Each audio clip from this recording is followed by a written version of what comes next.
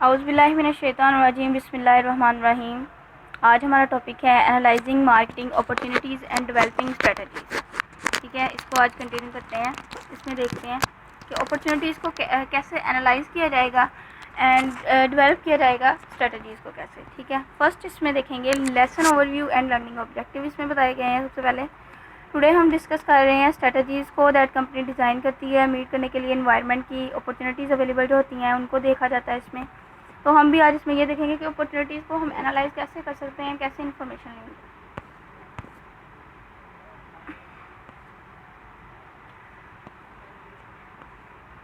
Opportunities जो हैं are needed to be analyse and capture in order to the make the profit. ठीक है, opportunities को analyse और कैप्चर किया जाता है in order to make the profit को मेक करने के लिए। Changing marketing opportunities must be explored होनी चाहिए। ठीक है, in order to correctly identify opportunities and monitor threats को मॉनिटर करने के लिए कंपनीज़ जो हैं वो उनको चाहिए कि वो इन्वायरमेंट के साथ अपना रिलेशन क्रिएट करें, अंडरस्टैंडिंग करें कि इन्वायरमेंट में क्या हो रहा है। ठीक है, जिस इन्वायरमेंट में कंपनी ऑपरेट करी है उस इन्वायरमेंट को आपने अंडरस्टैंड करना है। मार्केटिंग इन्वायरमेंट में डिफरेंट एक्टर और फोर्सेज होती हैं जो कि आउटसाइड होती हैं, जो कि मार्केटिंग मैनेजमेंट को जो है वो अफेक्ट करती हैं, उसकी एबिलिटी को to develop and maintain successful relationship with his target customer.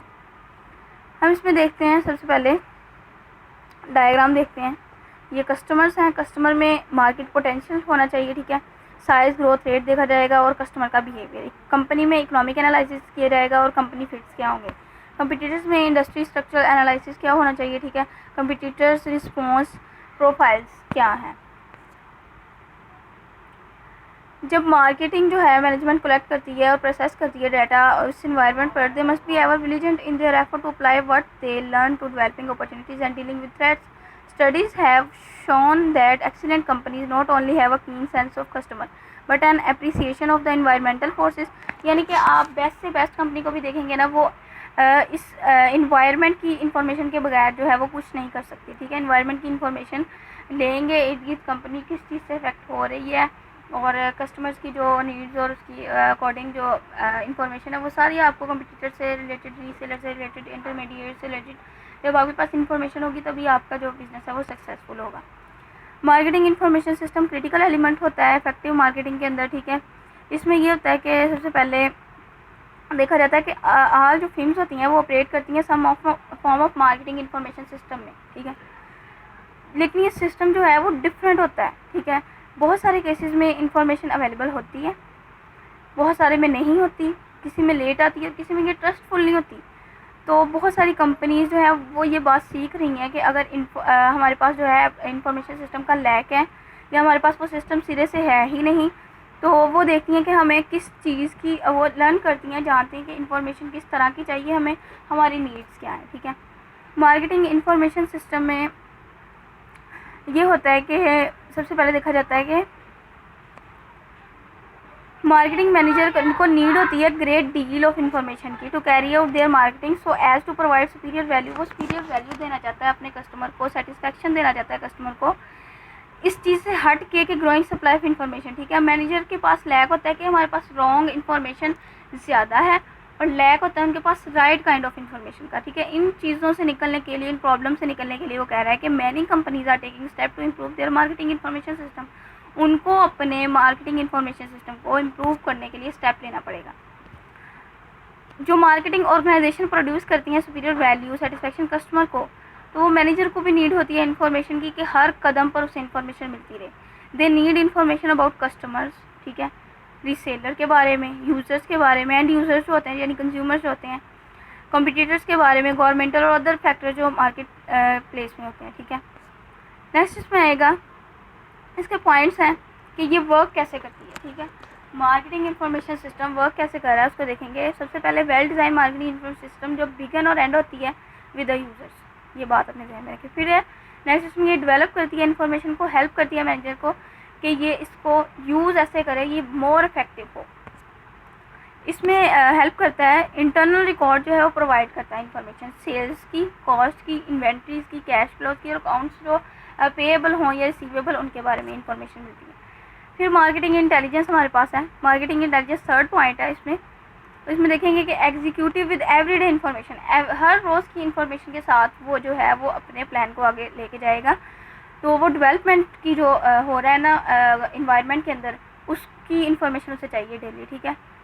तो इंटेलिजेंस जो है can be collected from companies, employees, customer, supplier, reseller से वो इस तरह की इन्फॉर्मेशन ले लेता है।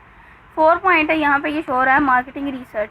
इसमें इन्वॉल्व होती है कलेक्टिंग रेलेवेंट, उन्होंने कहा है कि रेलेवेंट इन्फॉर्मेशन लेनी है, स्पेसिफिक प्रॉब्लम जो है वो जो कंपनी फेस कर रही है।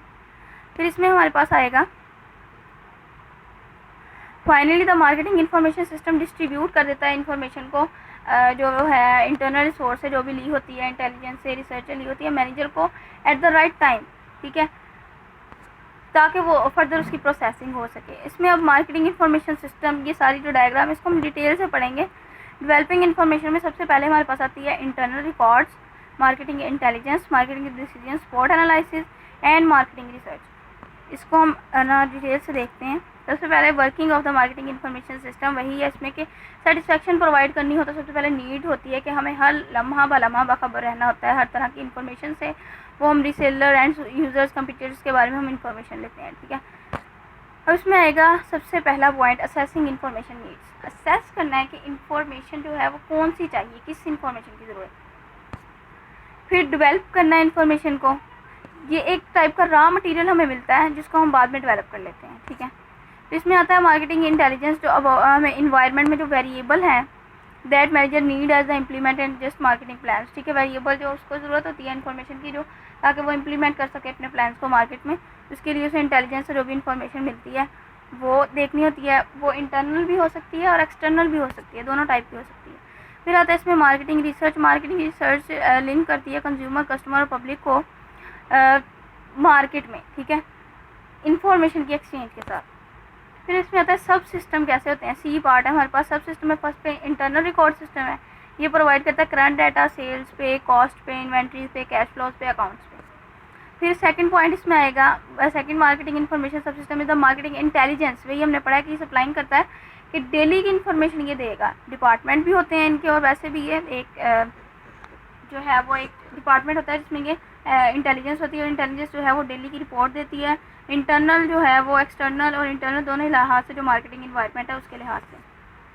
फिर थर्ड पॉइंट में इसमें ये आता है मार्केटिंग रिसर्च। इसमें इन्वॉल्व होता है कलेक्टिंग इन्फॉर्मेशन स्पेसिफिक, जो हमारे पास प्रॉब्लम है उसके रिलेटेड हमने, उसके रेलेवेंट हमने इन्फॉर्मेशन जो है वो इकट्ठी करनी होती है। फोर में इस पर हमारे पास आएगा MDSS means marketing decision support system, ठीक है। इसमें कंसिस्ट करता है statistical and decision tools. Statistical decision tools होते हैं to assist marketing manager in making better decision, ताकि मार्केटिंग का जो मैनेजर है वो एक बेहतरीन डिसीजन ले सके। इसमें ये टूल्स यूज होते हैं। इन्फॉर्मेशन क्यों एक्वायर की जाती है। Manager mostly want to be able to predict the future of, क्योंकि उसने प्रिडिक्ट करना होता है कंपनी का फ्यूचर, प्रोडक्ट का फ्यूचर, और उसने क्रिएट करना होता है कंज्यूमर के साथ एक बेस्ट रिलेशनशिप, ठीक है। ये सेकंड पॉइंट में बेस्ट रिलेशनशिप के बारे में हमने बात की है। फिर मार्केटिंग रिसर्च में 4 स्टेप्स होते हैं। First, defining the problem, research objectives, developing the research plan, implementing the research plan and interpreting and reporting the findings. जो फाइंडिंग्स आएंगी इम्प्लीमेंटेशन के बाद उनकी रिपोर्ट रेडी करना और रिपोर्ट देना, ठीक है। फिर आएगा कि कंडक्ट क्यों की जाती है बिजनेस रिसर्च। मार्केटिंग रिसर्च जो है वो सिस्टमेटिक और ऑब्जेक्टिव प्रोसेस होता है, designing, gathering, analysing and reporting information that is use to solve a specific problem, ठीक है। It provide information for aid in making business related decision. जब आपने डिसीजन लेना है तो उस लिहाज से आपको एक प्रोसेस चाहिए जो स्पेसिफिक प्रॉब्लम को आइडेंटिफाई करे, और उस लिहाज से आपको पता चलता है कि क्यों बिजनेस रिसर्च जो है वो कंडक्ट की जाती है, ताकि प्रॉब्लम सॉल्व हो सके। फिर इसमें आता है नेक्स्ट, इसमें 4 पॉइंट्स इसके। Help reduce risk inheritance in decision making, ठीक है। Provide as important link to customers, link होता है कस्टमर्स के साथ।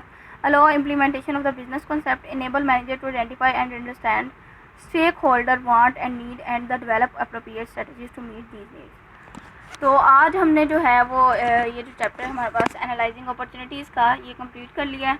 इसमें जो भी इंफॉर्मेशन थी वो आपको प्रोवाइड जो है वो कर दी गई है। अब नेक्स्ट इंशाल्लाह नेक्स्ट वीडियो में आपसे मुलाकात होगी।